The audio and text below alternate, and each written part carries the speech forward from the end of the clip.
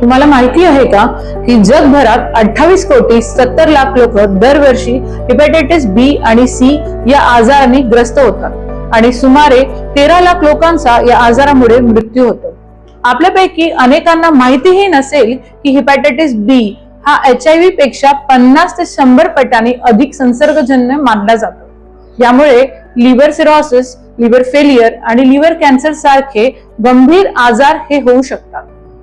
परंतु चांगली गोष्ट म्हणजे वेळेवर तपासणी, लसीकरण आणि योग्य माहिती यांच्या मदतीने हा आजार मोठ्या प्रमाणात टाळता येतो। हेपॅटायटिस म्हणजे यकृताचा लिव्हरची सूज हा एक गंभीर आजार किंवा समस्या आहे। जर योग्य वेळी याची तपासणी आणि उपचार आपण केले तर याला आपण पूर्णपणे नियंत्रित करू शकतो। याबद्दल थोडेसं आज आपण जाणून घेऊया। जिल्हा स्त्री रुग्णालय येथील लसीकरण विभागाचे जे तज्ञ आहेत, पीडियाट्रिशियन सिस्टर्स यांच्याकडनं पूर्ण माहिती आज आपण घेऊया या आजाराबद्दल। नमस्कार मॅम, आज जागतिक हेपॅटायटिस डे आहे।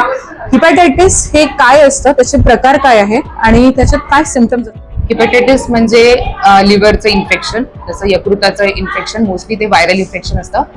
त्याचे प्रकार 5 असतात, ABCDE। त्यापैकी जो A आणि E आहे हा दूषित पाण्यामुळे आणि अन्नामुळे पसरतो, आणि B, C आणि D हे रक्तातून पसरतात किंवा असुरक्षित शारीरिक संबंधातून किंवा संसर्गित सिरिंज वापरल्याने हा हेपॅटायटिस होतो। जिल्हा स्त्री रुग्णालय येथे लसीकरण डिपार्टमेंटला हेपॅटायटिसच्या कोणत्या टाइप्ससाठी वॅक्सिनेशन अवेलेबल आहे?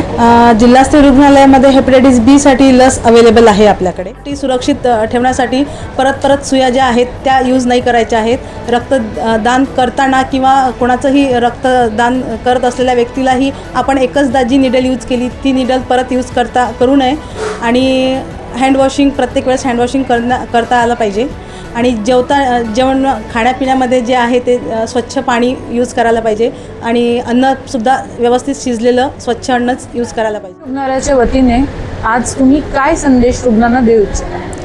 वेळोवेळी हेपॅटायटिस यांच्या तपासण्या करून घ्या। त्याच्या रिलेटेड जे वॅक्सिन आपल्या जिल्हा स्त्री रुग्णालयामध्ये उपलब्ध आहे ते वॅक्सिनेशन करून घ्या। जर तुम्हाला हा आजार झालेला असेल तर त्याच्यावर उपचार करून घ्या।